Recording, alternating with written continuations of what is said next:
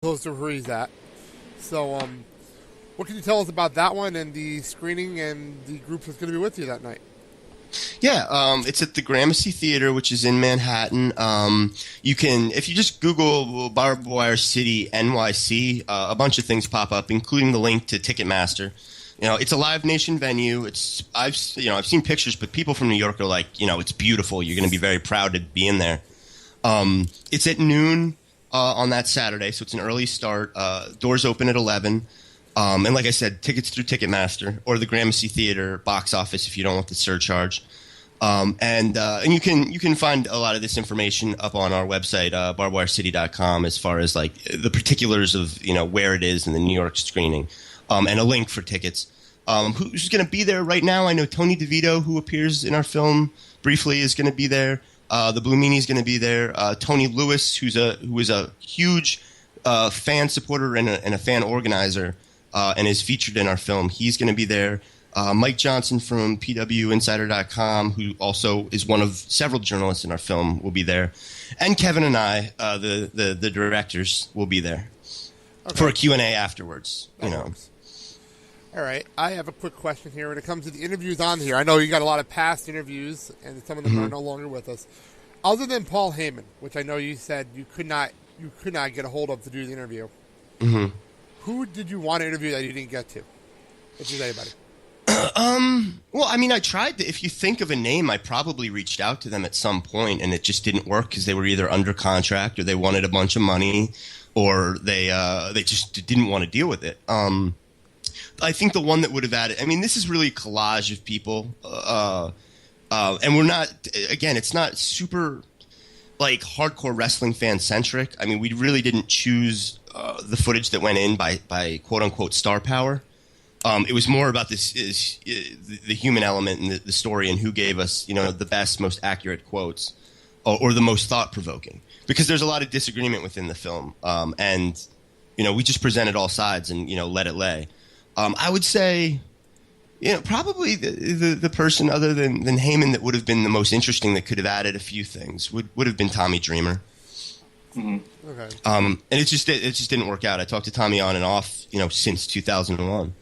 He was under contract here, he couldn't do it here, or he was available and I was no longer working on the film, so I didn't reach out to him. And then this year we thought we were going to have him, and he didn't want to do. He felt that he didn't want to do something ECW related at this time, or at least that's what he said. Yeah, well, that's after he did EV 2.0 in TNA, so I don't blame him. That was an embarrassment. So. Well, do you think, because I know a lot of people have been saying without Paul Heyman it actually kind of feels like a different story. Do you think having Paul would have added a lot to it, or is it better without him? It would have changed. I don't know that it would have. I don't know if it would have been better or not without Paul. I think he certainly adds a different dimension, but it also kind of changes the story a little bit, because he would have, he's very charismatic and quite quotable. So I'm sure we would have switched out a few different things for him. And then it would have been kind of like Paul kind of narrated the wrestling video, the rise and fall of ECW. Which is a good DVD. It is a good DVD for WWE's credit. For their credit. Oh, yeah. I mean, definitely. I mean, it's not anything like we're doing. That's very for fans, in the sense that it deals a lot with like storylines and angles and stuff like that. And it doesn't really tackle any of the harder issues. So... For wrestling fan, and I was an ECW fan, so I have it, and I thought it was, that and the CM Punk release are probably the best things that they've done in my opinion. I agree with you. But it's completely different from what we were doing, and I certainly wouldn't just let his word be gospel within our film. It's not, it's not really documenting or being unbiased. I do think he would have added something to it. I'm actually really proud of the way that we handled everything. Involving Paul Heyman in our film. I think we've gotten a lot of compliments on the amount of Paul in there and the coverage as far as who he is as a person and a wrestling promoter. That people thought was it wasn't a slander thing and it wasn't like a praise thing. It was very fair-minded, which I'm very proud of. Okay. That makes sense to me. Sal, are you going to say something over there? I just have another question for you, John. While you were working on this, many years ago, I mean, did you ever imagine that this would be the outcome now, getting it played at, the old ECW arena and everything like that? I mean, I hoped. I always kind of like visualized. I mean, I really wanted to do that building. Because I just always in my mind envisioned it being there. Any other city, I would absolutely have to go into a theater. But in Philadelphia, it just didn't seem right to do a theater in the suburbs or a theater even in Center City, which is something that we did look at. I wanted the arena. I just thought it was kind of the part of the emotional center of some of the story. Of course, you're drawing like your more hardcore fans that way, so they interpret the movie one way, and then people who aren't interpret it a different way. But I mean, that's fine. Like we had a good night, and so the short answer to what you're saying is like I had hoped, but I didn't.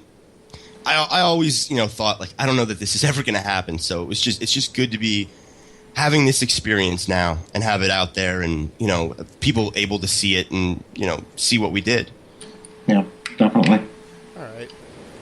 Do you think this is actually going? I remember you were talking about when you first started this year.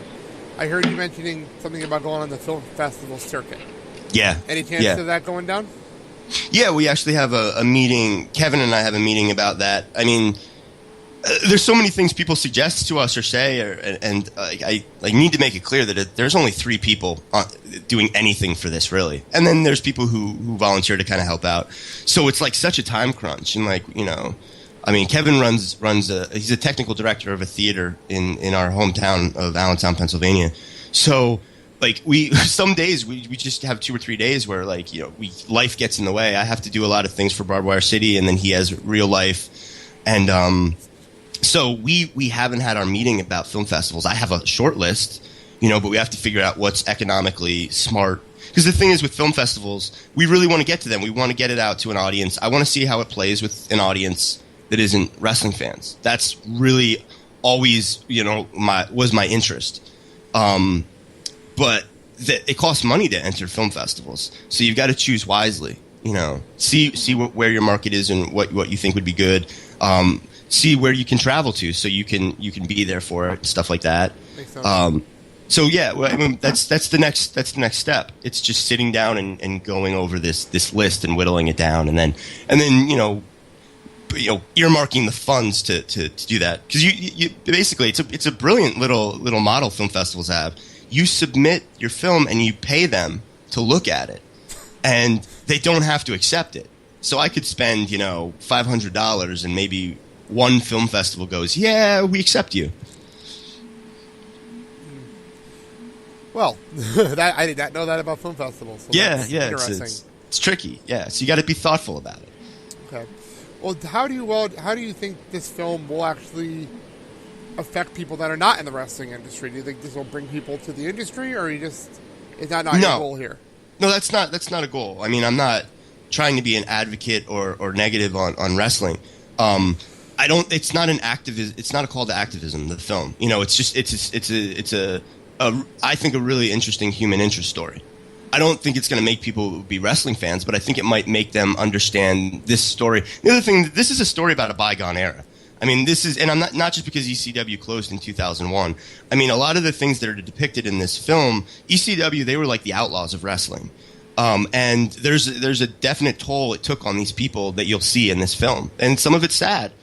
The things that went on in ECW just don't go on today, in a lot of ways. So, from violence to blading to just the kind of cavalier attitude with fans, and it was a very interesting time. But it's certainly, even if this made you go, I want to see that, it doesn't really exist in wrestling anymore. Yeah, we were discussing earlier, we were talking about hockey and how something happened in 2003 doesn't happen in 2013, and that's the same situation here. Wrestling in 2001 is not the same thing as wrestling in 2013, no matter what the independents try to do. We didn't make this, especially because Kevin Kiernan was on board. It's not like we made this as ECW fans or anything. We made it, to present a story as filmmakers. So it's not, like I said, it's not like a call to activism for anything. It's more like a thoughtful story that I hope, makes you laugh and makes you get emotional, and at the same time makes you think. about, everything that was going on during that time and now. Okay. The running time's what, about 2 hours? And you said you had an hour extra footage that didn't make it into the film? Yeah, we cut it down from a little above 3 hours. Yeah. Wow. Is that going to be on the DVD? Any chance? Is what going to be on the DVD? All the extra stuff that you got to cut on the DVD, or? Well, no, we have about 6 extra segments. I think there's 53 minutes of extras on it that are in 6 different segments. Wow. But it's not that stuff. That stuff was just kind of saved in case we do a longer, like, extended cut. Okay. That stuff will be kind of put where it should be.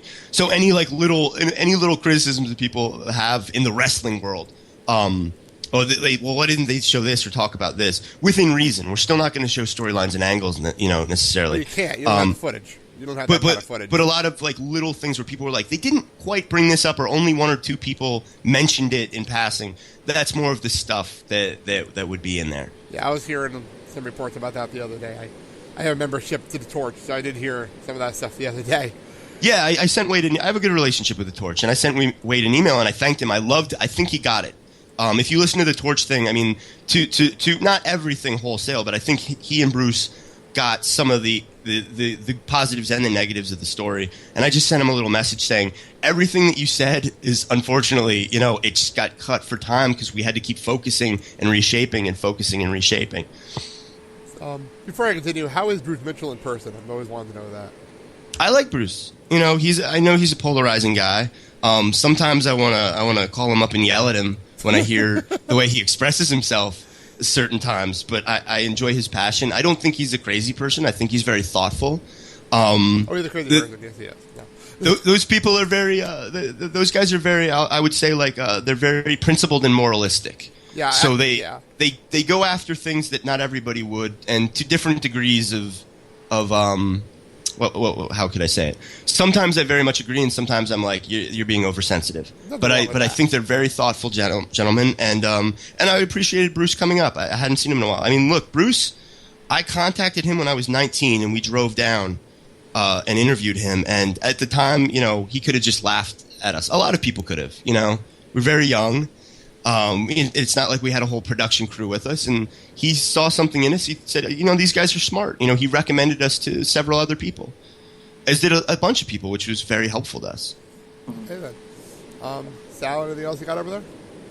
No, I pretty much asked all the questions I wanted. Okay, cool.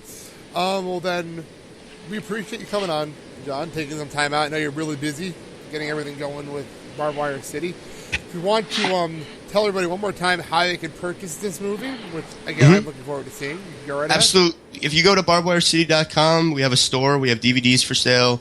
We have T-shirts, posters. And also, later today, we'll be introducing a direct download feature, which I know a lot of people have been waiting for. So, no more us mailing things out. Well, at least not in bulk, because you have the option of a direct download. That's cool. And that's at barbedwirecity.com. You can also please come to the premiere, because it's actually really cool to watch in person. I'm in love with the soundtrack, and that really comes across on the big screen. And that's, again, Saturday, May 4th at the Gramercy Theater in Manhattan. Tickets available through Ticketmaster and through the Gramercy Theater box office if you're in New York.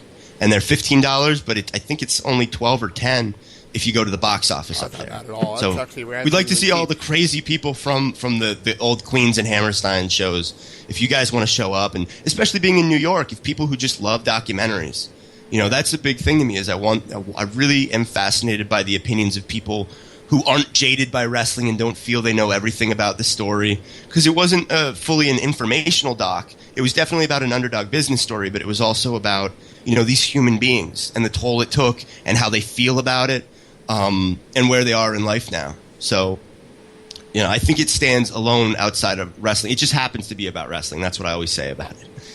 Nothing wrong with that. So, okay. Well, thank you, John. Appreciate you taking the time out. And thank you, Blake, and thank you, Sal. Oh, thank you. Have a good rest of your day. Okay. Thanks, guys. No problem. Thank you. All right. Sal, you still with us? Yeah, yes I am. Okay, well, that was fun. Yeah, that was great. I mean, I think I might go buy a copy myself. Yeah, like I said, I ordered mine yesterday, and I will be getting it soon. As soon as I get it, I plan on watching it. I know I was talking to Dad yesterday, and he wants to watch it now.